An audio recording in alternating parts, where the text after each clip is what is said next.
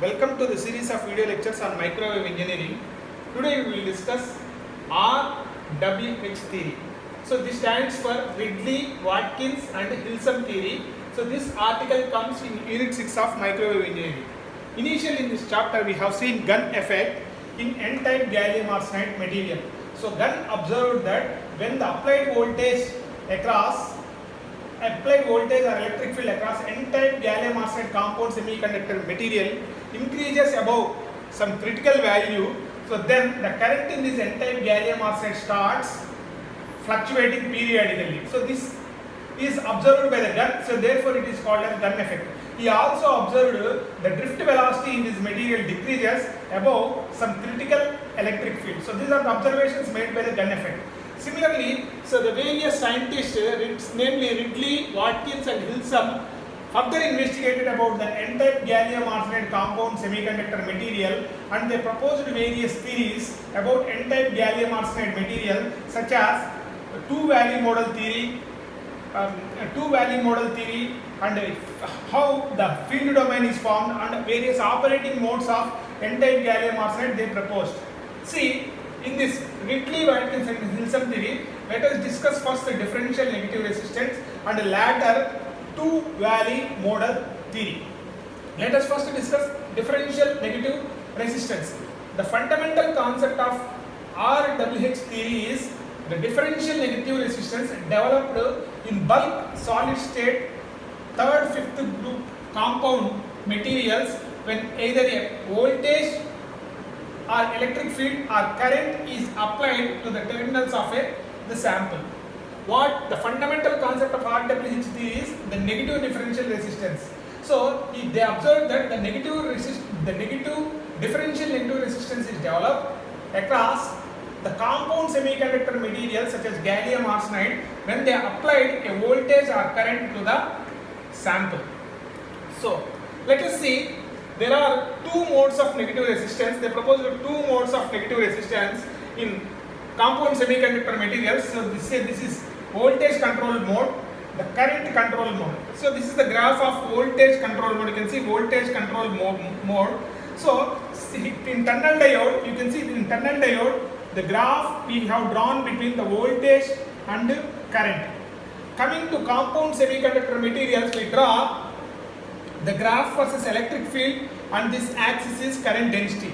See, this is the voltage controlled mode graph. So the current density starts increasing up to some electric field. After that electric field across the specimen, the current density starts decreasing up to E2, and after E2, the electric field, the current density in the device also starts increasing. So this region is called as negative resistance region. So this is called as voltage current controlled mode. Similarly, the current controlled mode, same graph, electric field versus current density, you can see that the current density starts decreasing in this region. So this region is called as negative resistance region. So these are the graphs you have to mention. Very, very important short answer question also. Voltage controlled mode graph will be like this. The current controlled mode graph will be like this. Remember that the graph x-axis is electric field and y-axis is current density. Now in voltage controlled mode, that is in this mode, the current density can be multi-valued, the current density J can be multi-valued, whereas in current controlled mode voltage can be multi-valued. So in next point, coming to the voltage controlled mode, in voltage controlled mode high field domains are formed separating two low field regions. See, this is the voltage controlled mode.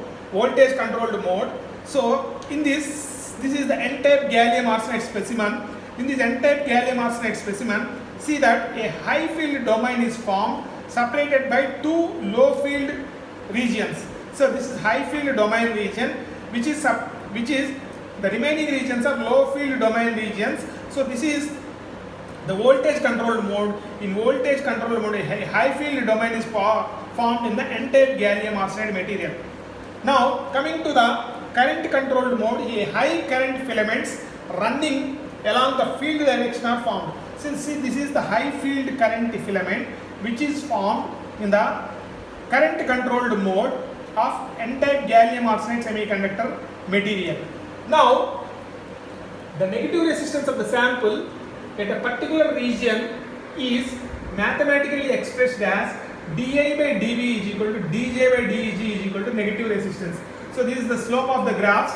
di by dv or dj by de gives negative resistance. As you know that V is equal to IR, J is equal to sigma conductivity into E.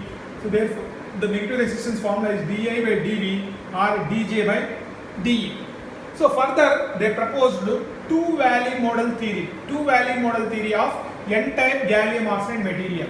N-type gallium arsenide material. That is N-type gallium arsenide is a compound semiconductor material. So this is the energy band structure of N-type gallium arsenide material. So this diagram is very important. As you know that any semiconductor device consisting of valency band, forbidden band and conduction band. But coming to N-type gallium arsenide semiconductor, it has a very special energy band diagram. It consisting of this is called as lower valley, and this is called as upper valley. So the separation between lower valley and upper valley is 0.36 electron volts. So this lower valley, the mobility M suffix EL represents mobility of electrons in lower valley. So that is equal to 0.068 mu L, mobility of electrons in lower valley 8000 centimeter square per volt second. Similarly, so as explained, this is upper valley. So mobility of electrons in the upper valley is 1.2, which is high. Mobility of electrons is 180 centimeter square per volt second. So these values are very important. You have to remember the forbidden energy band gap is 1.43 electron volts. The separation between lower valley and upper valley is 0.36 electron volts. You have to remember these mobilities and mass values. So this is the peculiar energy band diagram of N-type gallium arsenide, which consisting of especially lower valley and upper valley. See, the lower valley mass of electrons is very less, so due to that they have very high mobility. So upper valley consisting of high mass, because of high mass they have low mobility. See, under equilibrium condition, let us see these conditions. Electron densities in the lower valley and upper valley remain same under the equilibrium condition. See, under the equilibrium conditions, the number of electrons in the lower valley and the number of electrons in the upper valley will remain same when the gallium arsenide is under thermal equilibrium. Now, here I have shown three cases. Say diagram figure A, figure B and figure C. Let us discuss about these figures. So this is lower valley, this is upper valley. Let us see in different cases A, B and C. When the applied electric field is lower than the electric field of lower valley, so that is the applied electric field is less than EL, so then the no electrons will transfer to the upper valley as shown in figure A. You can see that when E is less than EL, all the electrons will remain in lower valley. The electrons will not transfer to the upper valley. So this is the first case.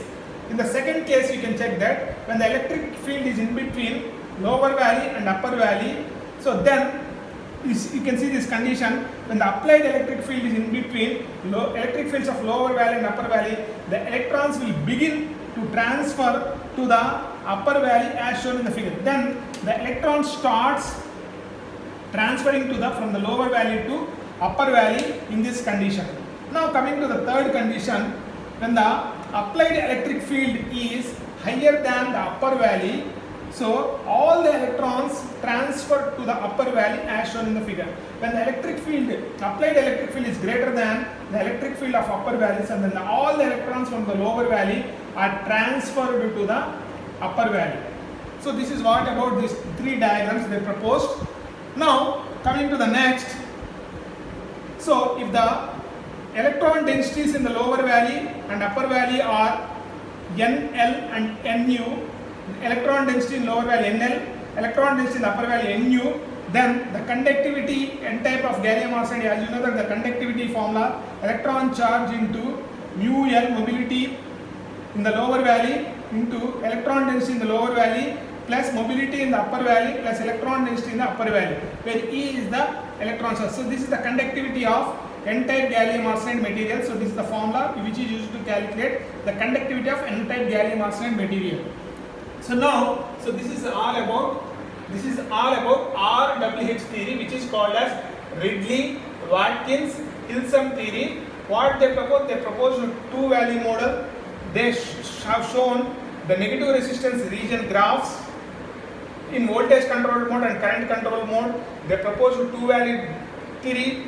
They have shown high field domain and high field current elements, and they also explained various modes in the n-type gallium arsenide material.